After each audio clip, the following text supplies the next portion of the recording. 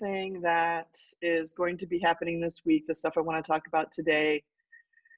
And then where I used to have the links and stuff on that other kind of one-page deal, I just put them down here. They're a little bit farther down under links down here. So all of them are here in case you need them.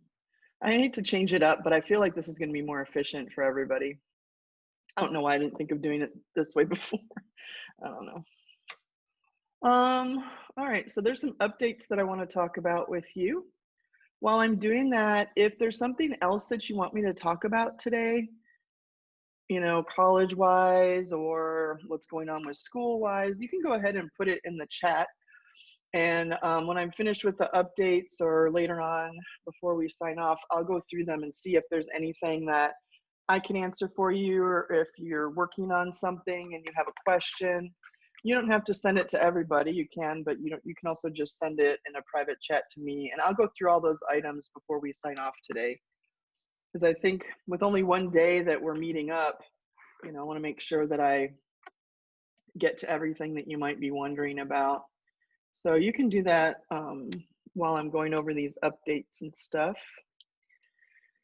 The first thing is that, I don't know if you saw my post yesterday, but on Thursday, the school board had a special meeting and they decided to push back the hybrid start date to October 26th for students. It's October 21st for the teachers.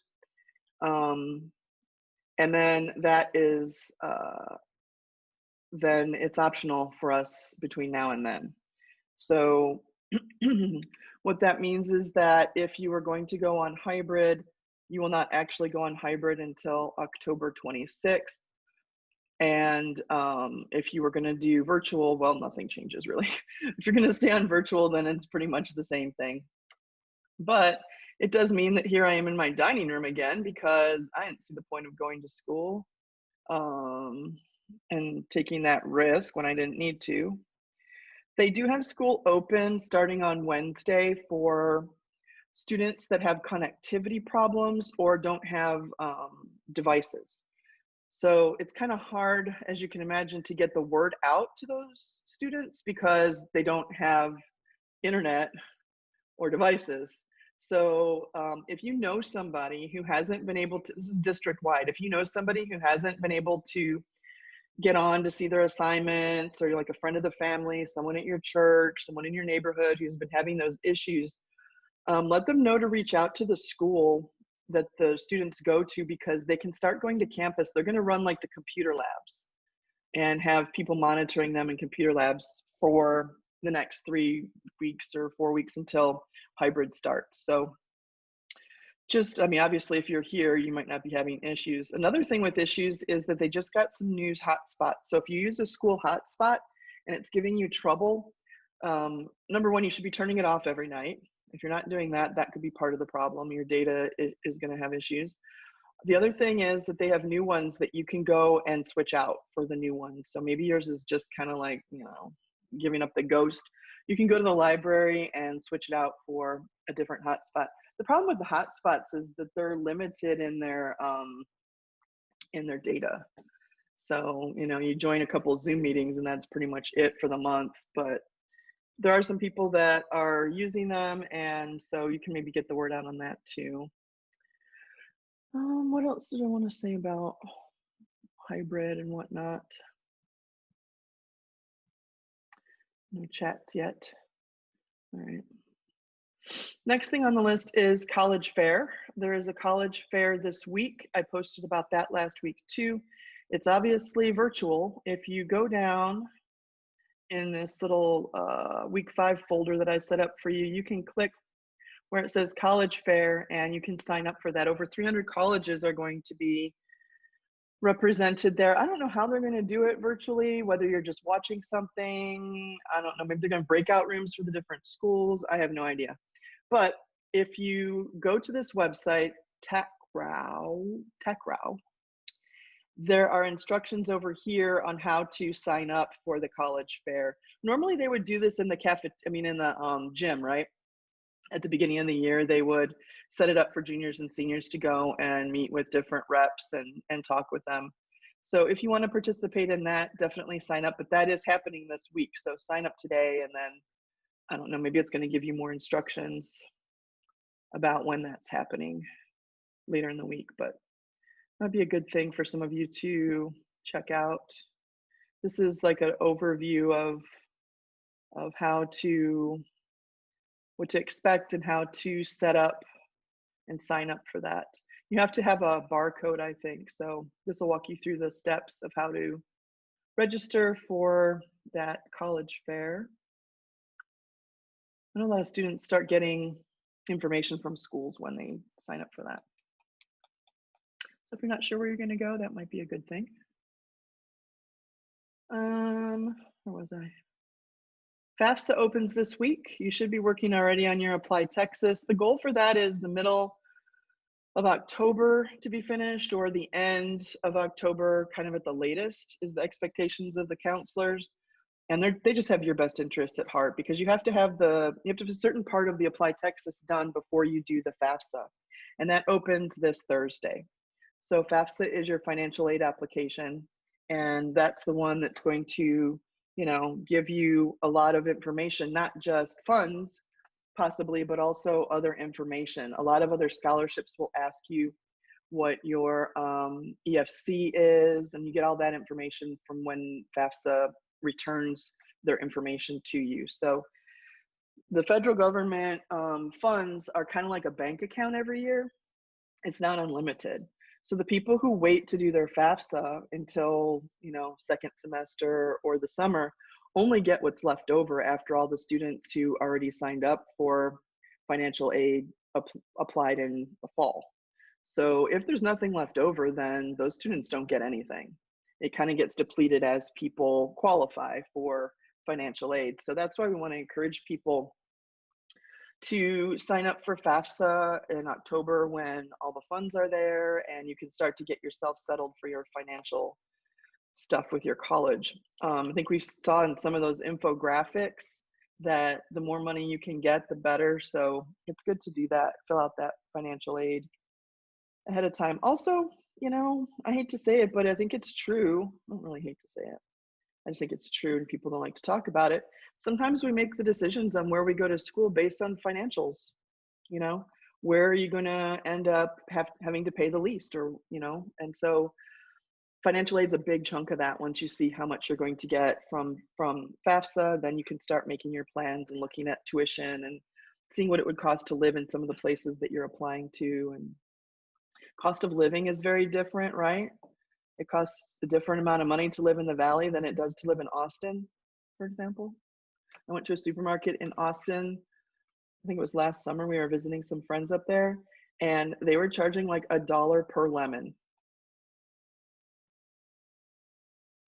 $1 a lemon. And I'm like, okay, well, they're like 6 for $1 in the Valley. I'm gonna start a lemon stand up here. But yeah, so that's just an example of how much more everything costs in Austin. And people don't always oh, well, when I go to the McDonald's, it costs me this much. Guess what? McDonald's changes their prices depending on where they are. And so does HEB. So just keep that in mind and fill out your forms, figure out what your financials are, and then you can figure out your scholarships and we can get you all the money that you need so you don't have to worry about that. Is it stressful to talk about that stuff? Yes. But if I don't talk about it, then it's even more stressful because you find everything out in April when it's too late. That's stressful. So we'll deal with the stress. We're here to support each other, right? I'm here to keep you on track. We can do it, right? I know. Okay. Monday morning. Too much energy, Mrs. Ramos. Okay. Okay. If you have something that you want me to talk about more with any one of those things, then just put it in the chat. I'm sad there's nothing in the chat, but maybe you're all set. You don't have any questions. All right, so this week you should keep working on your project. I have a few more conferences that I'm doing this week. Most of them are completed though. I think this week I think they finish on Tuesday, or maybe there's one person on Wednesday.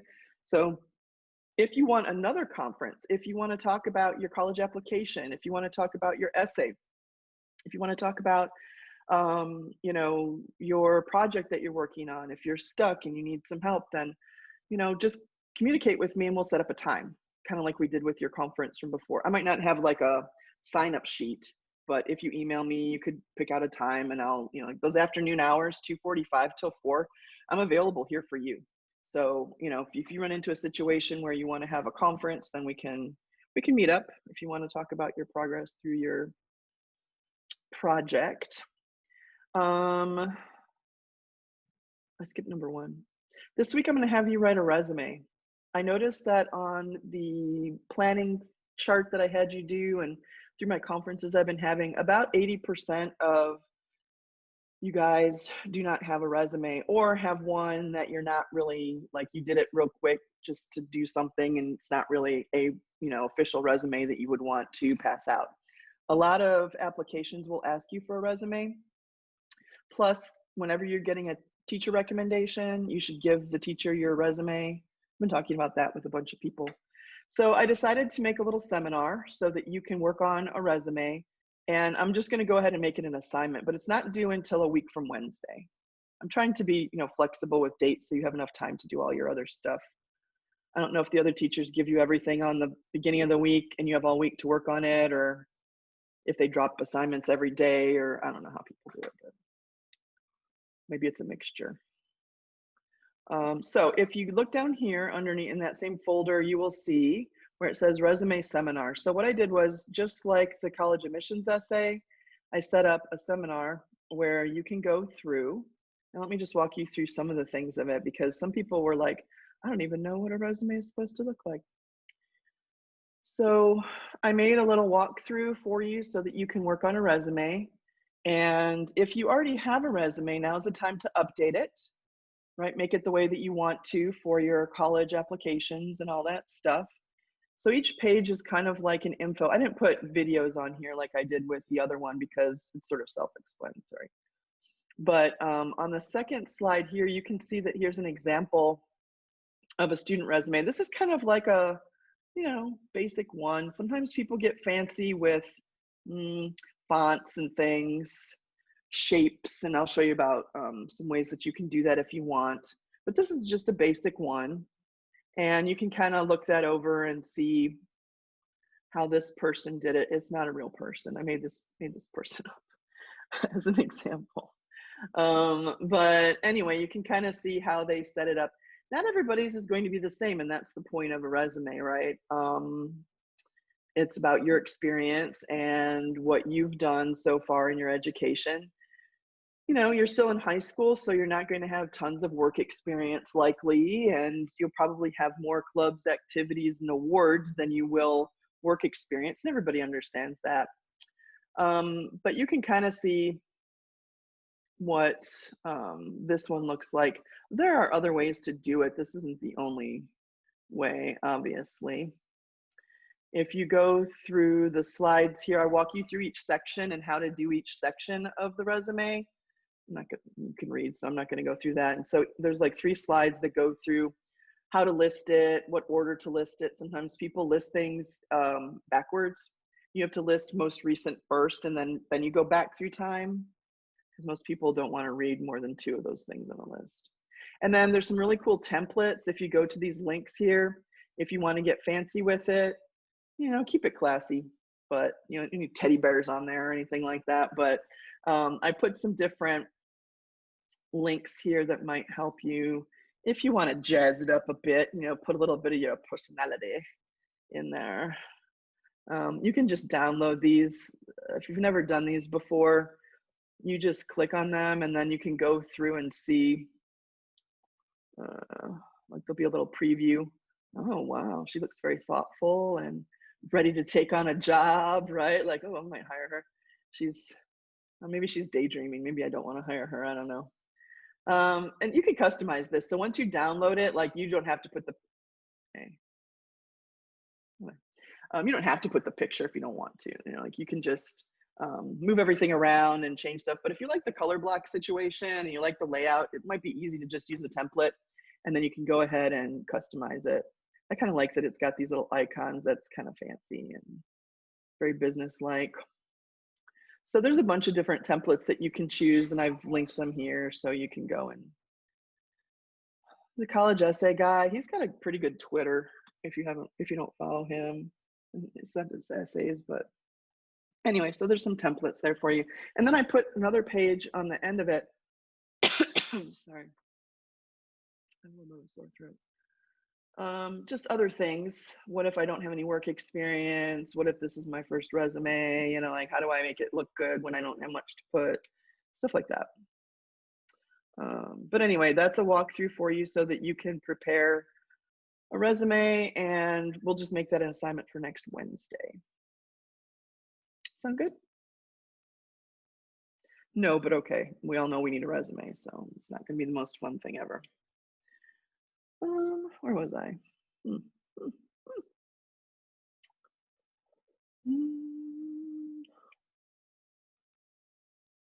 Projects, college admissions process. I want to give you as much time as possible to work on that, so I'm not going to make other stuff up. Formatives. Today's formative has some Friends clips, if you haven't seen it already. A little teaser. Get you over there to the formatives. Try to make it fun when I can. Update your Google Calendar. I think I'll go into this week and give you a grade on your Google Calendar. I should see these elements. I should see your due date for your education reform project, the date that you had your conference, application deadlines. Now I should see the due date for your resume next Wednesday. So put anything that's pertinent with the class in there on your calendar so I can see how you're coming with that. Any testing dates that you've signed up for, put that in there. All right, let me go to the chat. You can post in the chat anything that you want me to talk about. I went through all my stuff, and it's 9:52.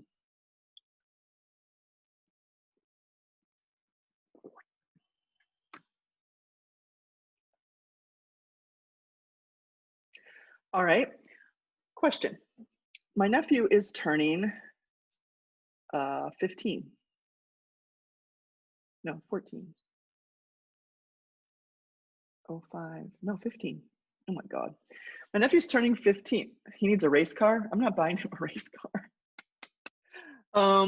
Every birthday and all that stuff, he just says he just wants a gift card for his socks. He just wants a gift card for his console. You know, like he plays a lot of those video games where you meet up with your friends online and, I don't know, raid villages or I don't know, whatever they do. Fight wars. I'm not gonna buy him a PS. He has all, like his parents, he's a great kid. His parents, he has everything. He plays hockey. I asked him, is there some kind of special hockey equipment? Because he's a goalie and there's a lot of equipment. I said, is there some special thing? Like, I know your parents are gonna buy you the basic pads, but do you want like super duper hockey stick or what? And he says, no, I'm okay. I have everything I need. I don't need anything for my birthday. Throw him a 15. Yeah. I did try to get them to one Easter. I sent them cascarones and they didn't know what to do with them. And I described it to them and I showed them videos and they wouldn't do it. One free essay help. That kid takes advantage of the fact that he's got 2 English teachers for, well, mainly I'm the one, but nerd. Yeah, he is. He's a nerd, but he's a cool nerd. We have a snap streak. So I ask him every day, what do you want for your birthday? But it's weird to tell your aunt what you want for birthday if it's, you know, sort of like asking for money. But should I just get him the PSP card thing? I don't know. Yeah.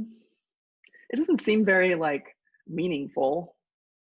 He doesn't have a job, so it doesn't seem like, I guess it's probably what he wants. I think his grandma's gonna get him just like a Visa card so he can spend it on whatever he wants. Nobody has ideas? Plus he's a freshman and he started high school virtual. So he's like all of his friends, they were looking forward to being high schoolers together and they're not. A picture of us. Oh, that's a good idea. October 11th is the due date for the essay. No? The counselors want you to finish your whole application by the end of October at the latest. That is a nice idea, a picture.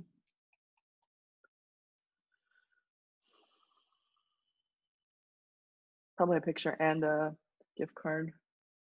Not that one, miss. The assignment thingy. The resume?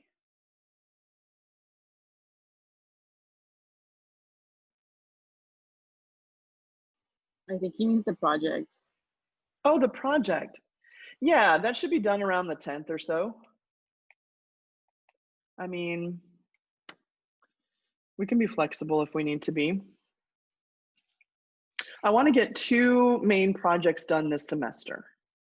So like the 6 weeks ends right around the 10th, and custom pop socket. Oh, that's a good idea. You can order those online, right? I think you can.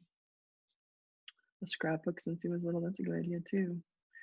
Yeah, so I mean, if your project goes to the end of October, that's okay. But at the end of October, I'm going to start the new project, the second project, and that will go till, you know, like right around Thanksgiving time, or after Thanksgiving at the beginning of December. So here's what happened last year. You're going to hear me say this a lot because last year was the first year we had this class. What happened last year was people kept asking for extensions on their projects. I'm like, okay, well, you know, it's an elective and I know that you've got a lot on your plate. So yeah, you can have an extension. So I was giving these extensions. Well, then I started the next project. So now there's people with 2 projects on their plate. And it wasn't about how they said, oh my gosh, I better hurry up with my first project. No, it was, dang, Mrs. Ramos gave me 2 projects to do. Well, okay, well, maybe you should have turned it in when I told you to turn it in. So like I got a bad reputation for like piling on the work, but the actuality was that they were extending their first deadline like by a month, and that overlapped with the new project. So I'm trying to maybe conclude it by the end of October so that when I make the new one, you're not in that situation. That's because that's what happened last year. Custom pop socket.